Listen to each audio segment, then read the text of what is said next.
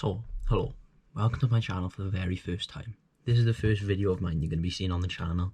As you can probably tell from the title, it's a review of NXT Takeover Portland 2020.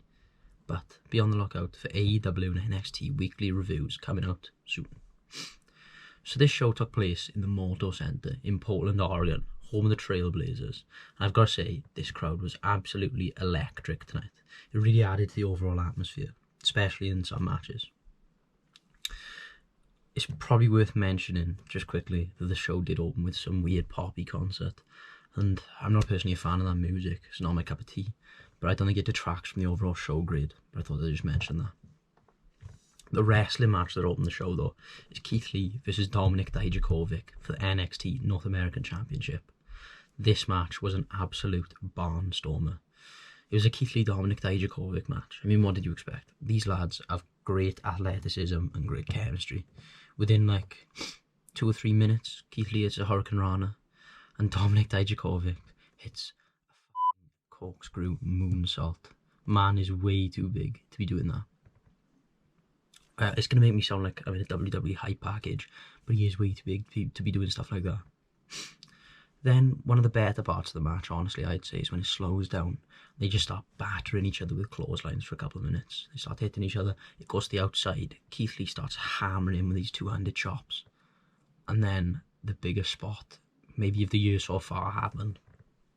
It was this springboard dive onto the outside.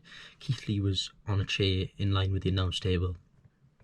Dijakovic hits him with this flipping springboard dive. It was crazy. For a man his size, I'm going to sound like a WWE shill, but for a man his size, that is crazy.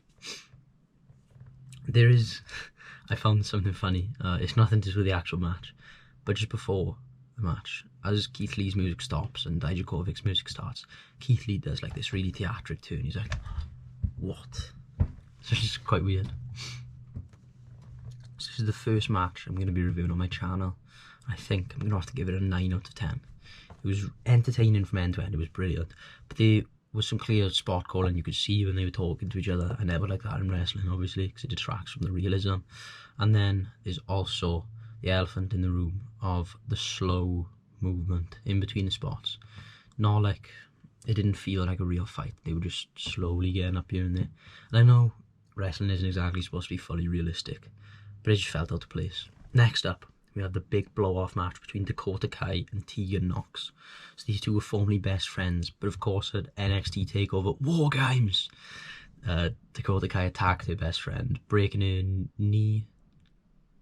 Not breaking it, attacking her knee, which was injured before anyway. And this sort of flips in this match. But before we can even get into the ring, that dastardly heel Dakota Kai attacks Tegan Knox during her entrance. In the match, it was quite boring, to be honest. It didn't feel like these two really hated each other. It was quite slow. I didn't really get a big blow-off match type of feeling. There was one weird spot where Tegan Knox put a bin over her, and she did this weird flippy dive thing onto it instead of just kicking. And it looked like Tegan really hurt her back doing it. I thought that was quite weird. I thought it'd be simpler just to kick her and have a better effect, probably. And at one point in the match, I thought Tegan Knox is just way too nice, because she attacked Dakota Kai's knee and then she sort of looked sorry for a bit, and then she sort of snapped. She got the chain out. She started hitting it, doing something with that. She got the chair out. She put her around the knee and stomped on it, and then she just tried to completely murder Dakota Kai at one point. She put a chair on her neck onto the table, trying to do, I think Brian Pillman did it as well, but like breaking her neck. That's the type of thing that writes someone out of a story for months. And she just tried that, and all the Portland fans were really happy, cheering her on. The commentator seemed to ignore her. It was very weird. But then, out of nowhere, Raquel Gonzalez comes in, and I've heard she's from the Mae Young Classic, but I haven't seen her compete before. Shocking ending, to be honest with you. Not a very good one. When it's a big blow-off match like this, I'd much prefer someone to come out on top, someone to overcome someone in a big struggle. But no, it was just a run-in. It didn't feel like the right ending, especially for this bitter blow-off match. So, overall, I'd have to give it a 5 out of 10. Oh, I forgot. There was a brilliant bin shot. Dakota Kai proper slammed Tegan Knox with the bin lid, and it really looked like it wasn't pleasant. It was like something out of the Attitude Era, you know, like the Rock and Mankind-esque. When he hit him with the chair shots, the shot was that hard. So I think I'm going to bump it up to a 6 out of 10, just remembering that. And next up then, we finally got to see the Finn Balor and Johnny Gargano match we've been waiting for months, ever since Finn returned to NXT. Before we talk about the match, we've got to talk about how cool Finn is with his little, with his gun fingers. It's always weird. And at the end, he was sticking his tongue out while doing them. I thought they looked quite stupid, to be honest with you, but there we are.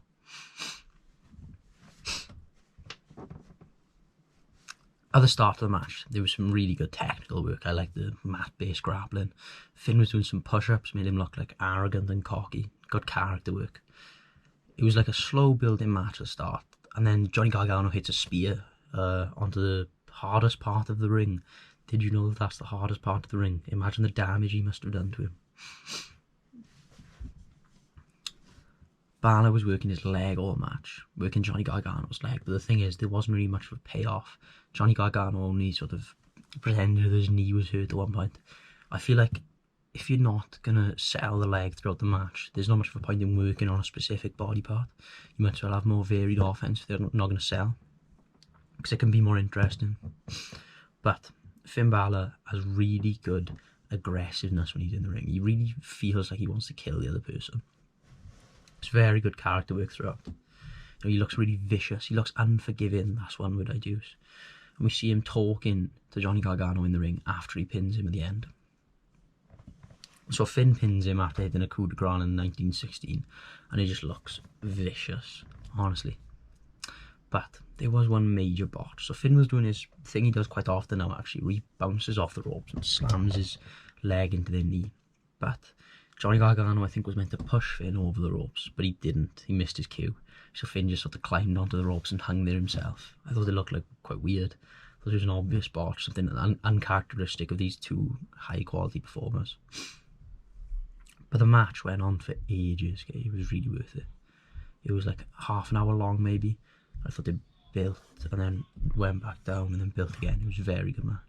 I would have to give this match a 9 out of 10 because I enjoyed it just as much as Dijakovic versus Lee, but I think for very different reasons. This match was much more technical, but then much more personal and aggressive near the end, whereas the Dijakovic Lee was much more of a spot fest, a big hoss fight is a word I use where I don't really know how it what the yeah, 9 out of 10. Moving on then, we had Rhea Ripley and Bianca Belair in the second title match of the night, fighting for the Women's Championship. I always thought with this match that Rhea Ripley was going to win straight from the start, you know, so she could face Charlotte at WrestleMania. But a lot of other people seem to think that because of what she was wearing and the way she was acting, she was going to come away with the gold, which would have been a big upset and a shock. But I didn't expect it for 1 minute. That's one thing this match didn't really have going for it. I didn't feel much of a story with this match. It was just a match for the title. It didn't have anything behind it.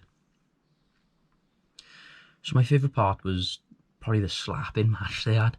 Rhea Ripley was up on the top rope and Bianca Belair just slaps her. And she just looked really disgusted with it before slapping her again. And then it just went on for another 30 seconds maybe. It was a very good spot. Belair did this tope onto the outside as well, this sort of flip. And I think she was meant to hold on to the ropes or something, it looked like in the replay. There was something clearly went wrong. And she did this quite a hard landing on Ripley. And it looked good because most topes look very fake. It looks like the person is designed to catch them. But this one looked impactful and it looked real, as if she had just toppled over someone. I really liked that tope, which isn't something I say very often. The way the riptide was done at the end then as well, it did look good.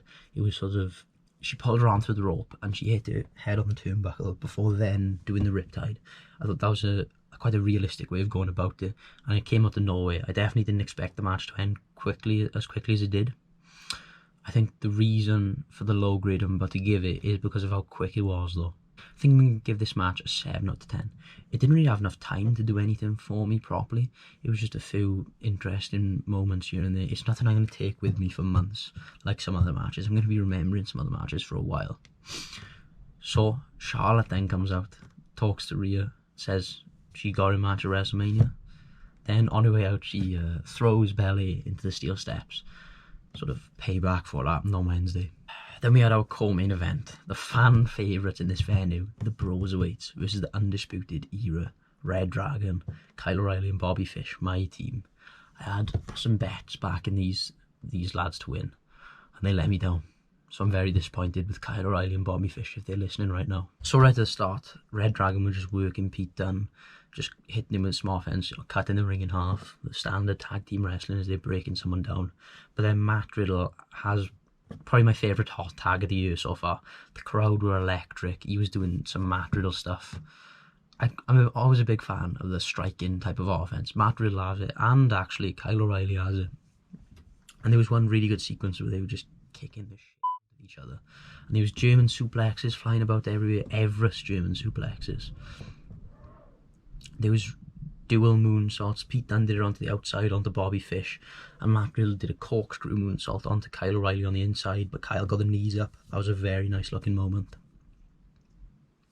Something I'm not usually a fan of as well. It feels fake.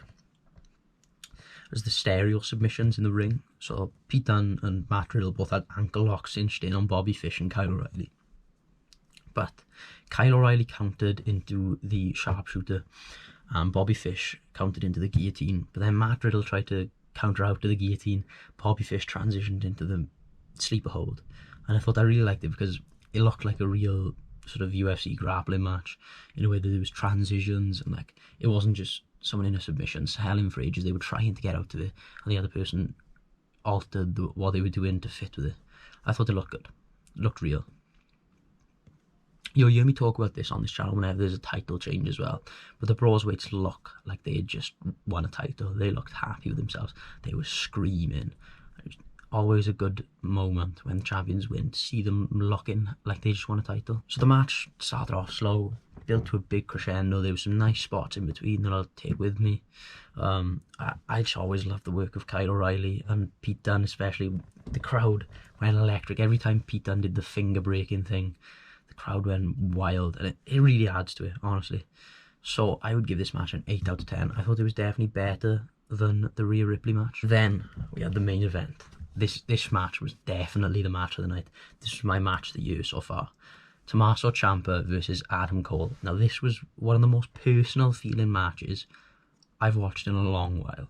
Okay, and I didn't even have much of a reason to feel personal other than Ciampa wanting to get Goldie back. He didn't really have much of a personal vendetta against Adam Cole, but this match built up a personal vendetta against him. It was beautiful. This match was 10 out of 10. I'm going to let you know in advance.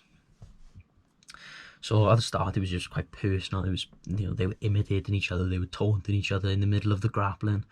It made it feel like, you know, they're both tacticians, but they're still both trying to get one up over the other one mentally. At one point, Ciampa gets out of a leg lock or whatever, and he just slaps him outright. It was good stuff. Then they do some stuff on the outside, and there was this wheelbarrow suplex, I guess you'd call it, onto the side of the table, and oh my goodness. Thankfully, it wasn't to the neck, it was more to the upper back, but it's still uncomfortable seeing Ciampa in a spot like that, especially after what he's been through. It's never good seeing that in a Tommaso Ciampa match, and then he sells the neck afterwards, making you think, oh, always scary in a Tommaso Ciampa match nowadays. But that was brilliant. That was maybe spot of the night went to Dominik Dijakovic. This was the second spot of the night, hands down. Tommaso Ciampa hit two good-looking air raid crashes. One was from the top rope. I think Mauro Ranallo calls them avalanche, whatever, whenever they're off the top rope. And then he hit one onto the hardest part of the ring. Did you know that the side of the apron is the hardest part of the ring? Imagine the damage he must have felt on that part of the ring. Oof. There were some really good near falls in this match as well. Twice before the actual end, I thought this match was over. And another thing I really liked was sort of when I didn't actually say yes out loud, but when Tommaso Ciampa got that low blow back, so Adam Cole low blowed him with his hand, and then Tommaso Ciampa was bent over. Adam Cole went for the Panama Sunrise. Tommaso Ciampa kicked him in the balls, and that was a proper yes moment. So as I said, there was emotion pouring out of this match. The fans were into it. I was into it. The commentators were into it. That also really added to it. And it felt personal. It felt like a real fight, and that they were proper drained at trying to give it their all. Another thing that really added to it, I thought, was actually the interference from the Undisputed Era. When Tommaso Ciampa had to overcome that felt like a nice moment. He was overcoming it. I thought he was going to win at one point. And then Johnny Gargano comes, hits Tommaso Ciampa with the championship out of nowhere. The match is over. Adam Cole's won. And Johnny Gargano has snapped because of Finn Balor. But I do think, if you think about it, Johnny Gargano snapped because of Finn Balor, who snapped because of The Fiend. Why is The Fiend The Fiend? Because Bray Wyatt didn't get enough of a push. Why didn't he get enough of a push? Because Brock Lesnar was the one who broke the streak instead of him. If you think about it, it's Brock Lesnar's fault as to why Tommaso Ciampa lost. So I'm blaming you, Brock Lesnar. I know you're listening. Come at me. As I said, this match, definite 10 out of 10. It's my clear match of the year so far, I'd say. So, the overall show grade, I think what I'll do is I'll work out an average of all the matches.